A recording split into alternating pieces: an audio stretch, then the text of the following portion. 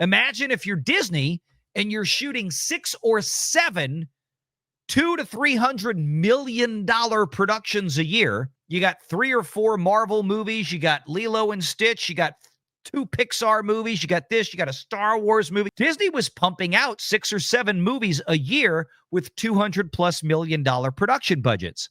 Disney alone would have exhausted a $330 million film tax credit pool in California without anybody else getting anything if they could. And it wouldn't have even covered all their productions.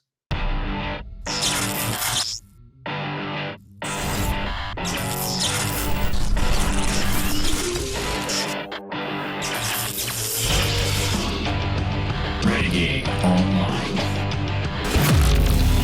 Let's talk about this. Disney will pocket, or has pocketed already, north of $2 billion for filming outside of America. Now, you have heard us talk about these stories for years here on Valiant Renegade.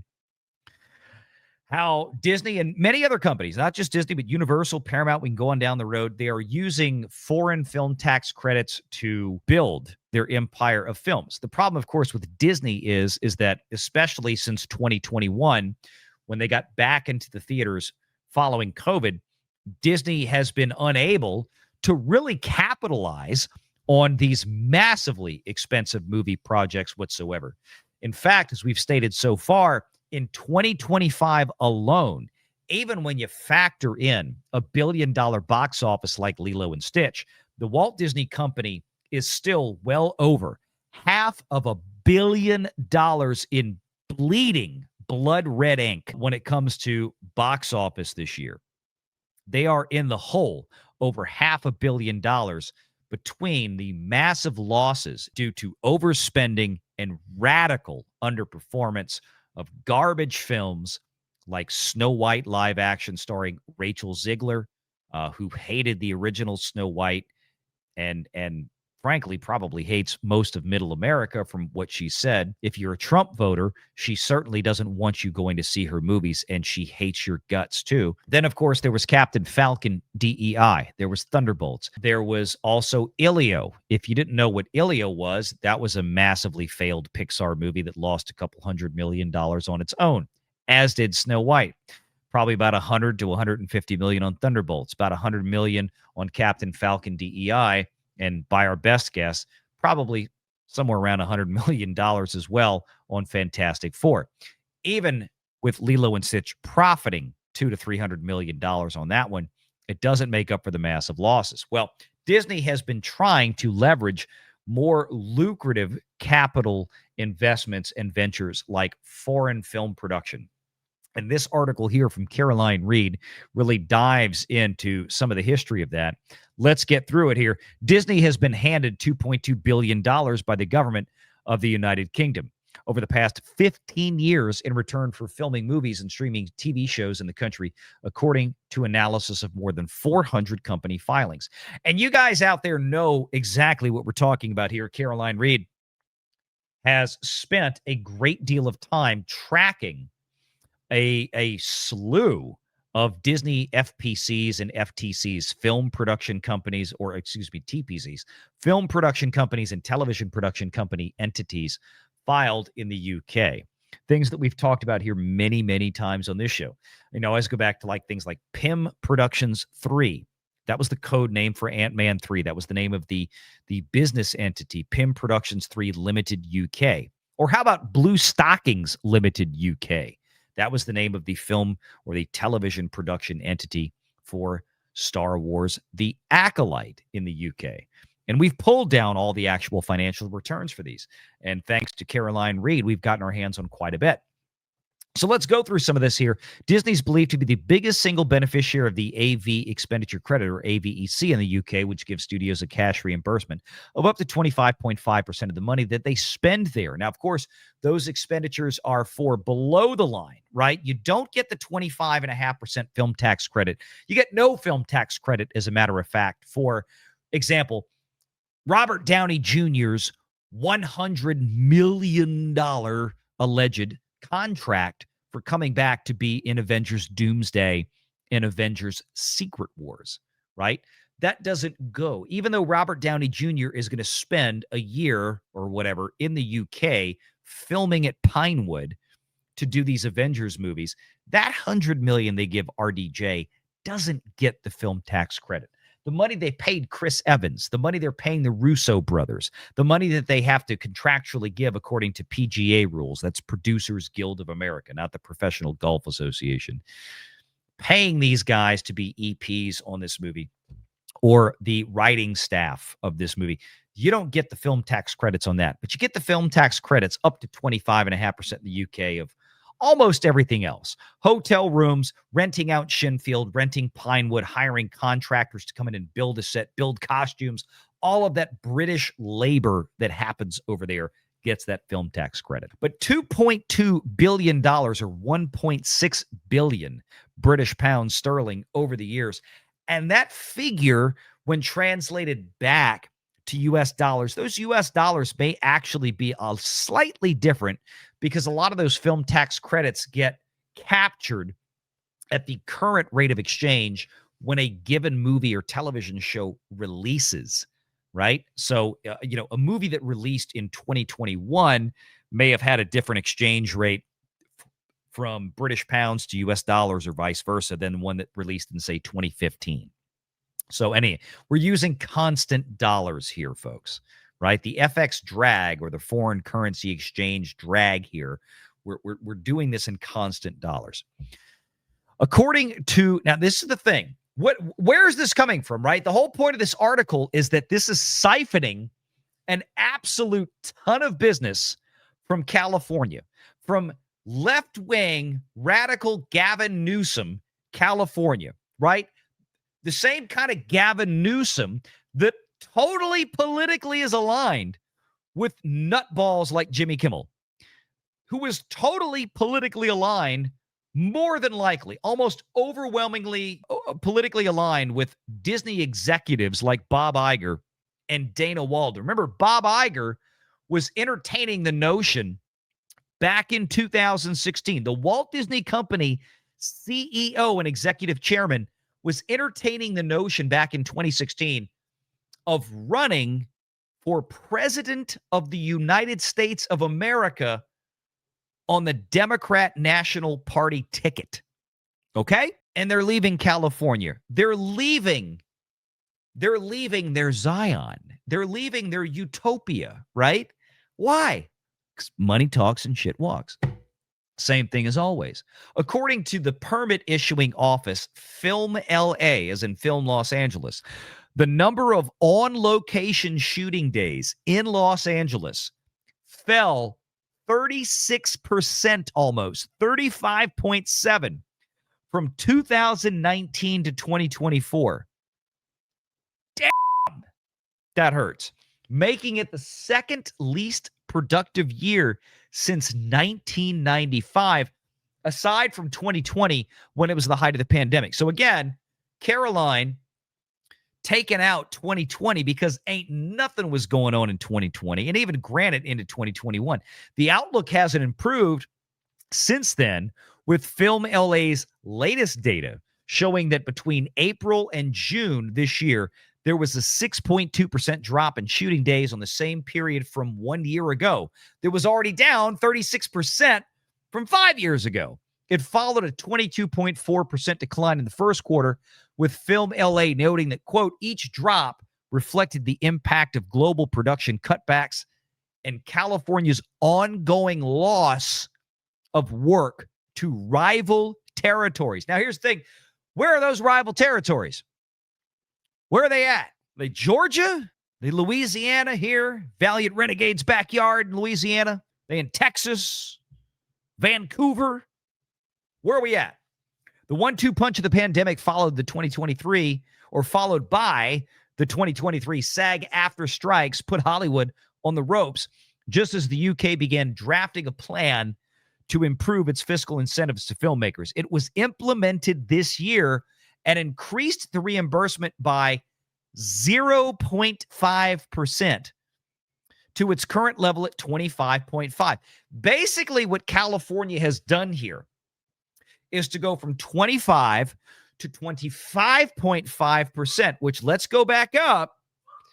Caroline put it right here. The UK hands out a 25.5 or up to a 25.5% reimbursement for eligible expenses in I believe, almost the exact same fashion and criteria as California, right? California is not going to give Disney a 25.5% film tax credit for paying Robert Downey Jr. $100 million to show back up, right?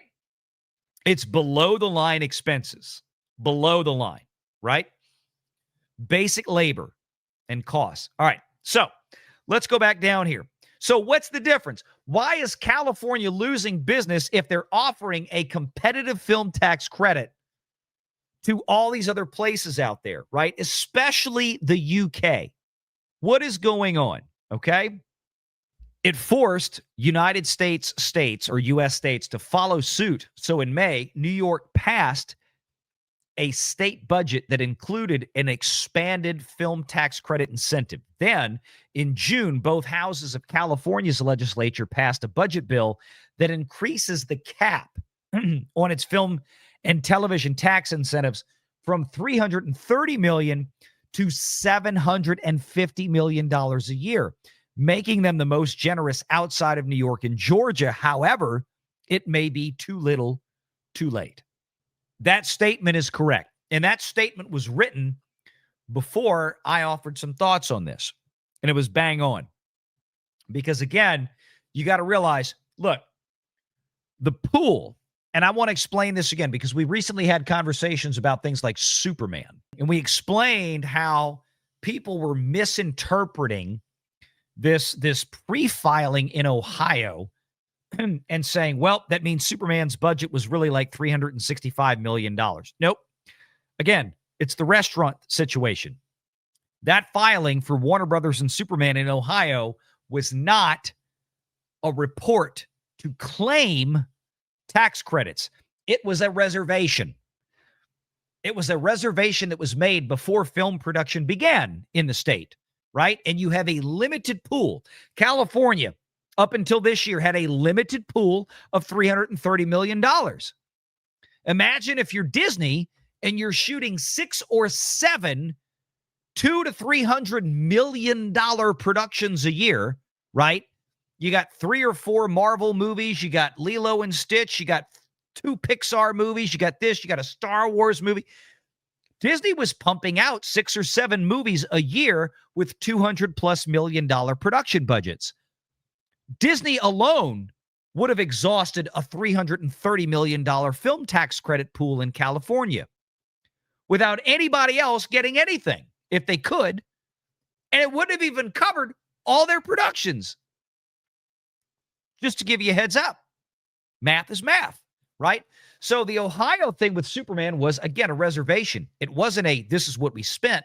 It was a, we want you to reserve this portion of the limited pool so that we have enough headroom to where if we go over what we think we're really going to spend, it'll be there for us, right? We always talk about it's a reservation at a restaurant.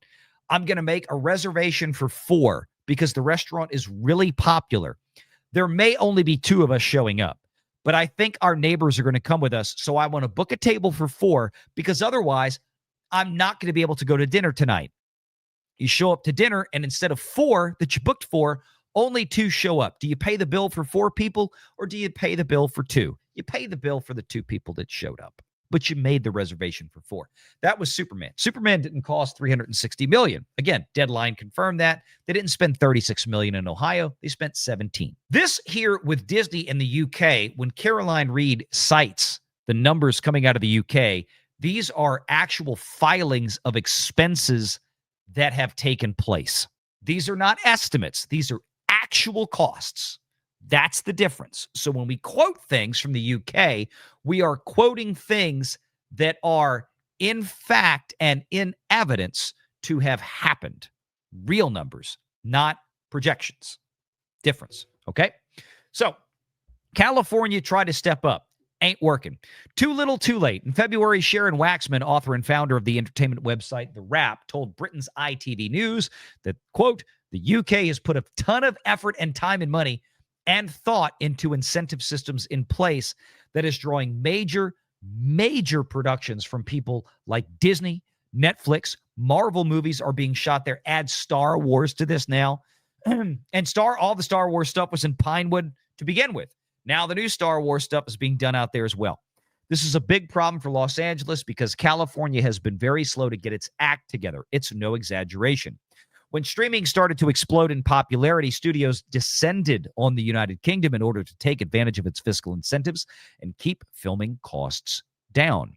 To ensure that Disney didn't get squeezed out, it signed a deal in 2019, which reportedly gave it use of almost all of the UK's historic Pinewood studios for a decade. Yes, we've all read these stories. We've talked about them on the show.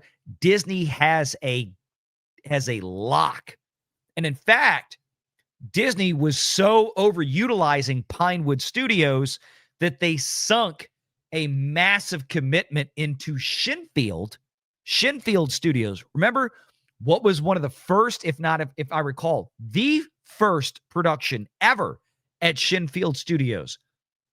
The Acolyte. Star Wars The Acolyte. So not only does Disney have a lockup on Pinewood in the UK, but they have had Shinfield Studios booked out for stuff now for years. You have to book these things years in advance. Arch rivals Amazon and Netflix have taken up long-term residence in nearby Shepperton Studios, contributing to the emergence of the UK as Hollywood's key competitor in terms of physical production. So much so indeed that multiple new studio facilities are under development in the UK due to a shortage, of filming space. Almost a third of Disney's 54 Marvel superhero movies and streaming TV shows have been shot in the UK. And there are going to be more. In a recent interview with Variety, Marvel's president Kevin Feige explained that this trend is set to continue.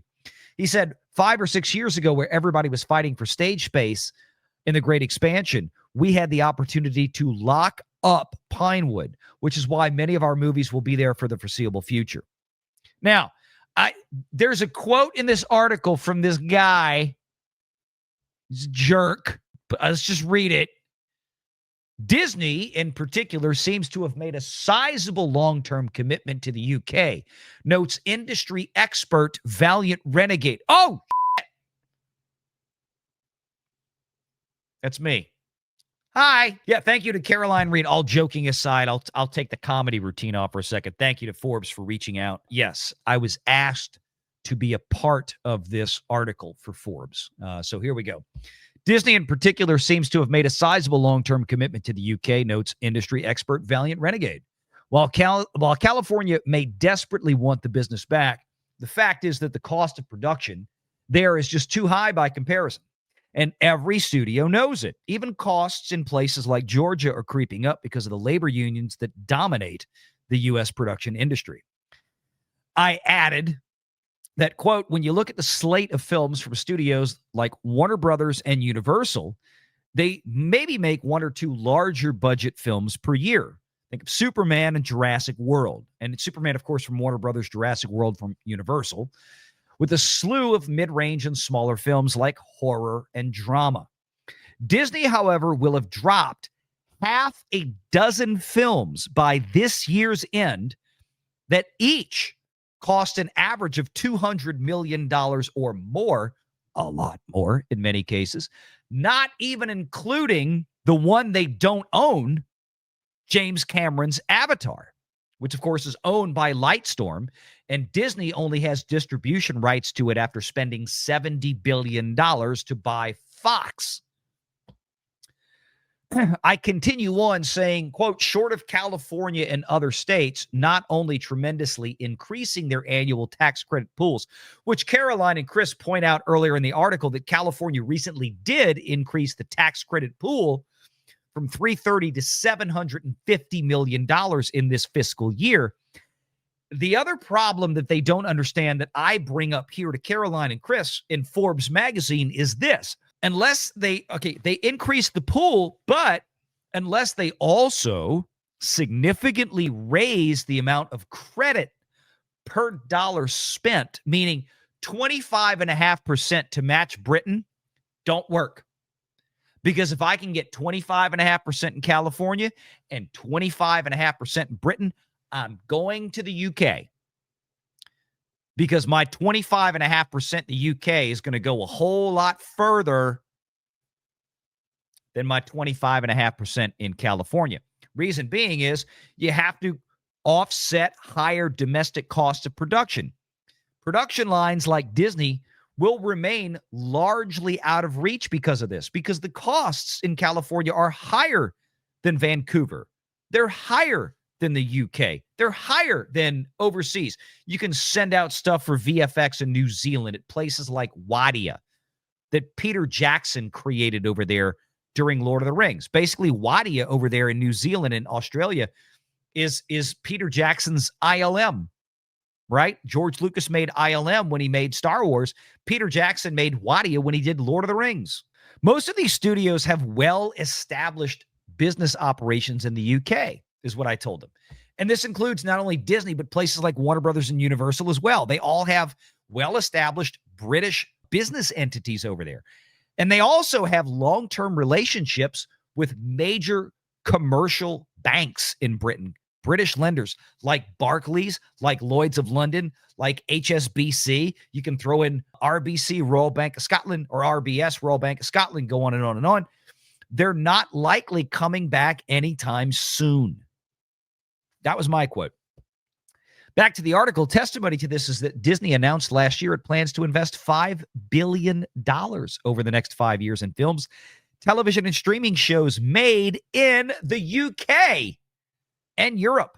Disney added that since 2019, it's spent $4.5 billion US dollars on production in the UK across 41 shows and 29 feature films, supporting 32,000 jobs. Right. And they haven't obviously added in all the money yet because it's a lot more. We just haven't gotten all the dollars in yet. In comparison, Netflix reportedly spent $6 billion on UK-based content between 19 and 23, while Amazon claimed in 22 it spent around $1 billion over 4 years on UK television, movies, and live sports. It wasn't out of the goodness of their hearts. No. And Amazon's budget is only going to get bigger. Look at Warner Brothers right now. 10 years. 10 years of Harry Potter TV shows. All of it in the UK. 100% in the UK. None of it here. Piss on California, piss on Hollywood. I promise you right now, British-based environment like Harry Potter or not, if California or anywhere in the U.S. were able to afford them a greater degree of cost reduction and more efficient filming, they would have done it here in the U.S. Warner Brothers would have done it here. They did it in the U.K., right? Yeah, okay, clearly. There are some scenes that you have to film in London, in the British countryside, right? Because that's where some things take place. But the bulk of it is going to be built on sound stages that are Hogwarts and Hogsmeade and all this. That could be built and filmed just as easily on a California soundstage as it could be on a UK soundstage. It's all being done in the UK because California sucks. That's it. Make sure you're subscribed to Valiant Renegade and join us every Sunday at 6 p.m. Eastern for the live show.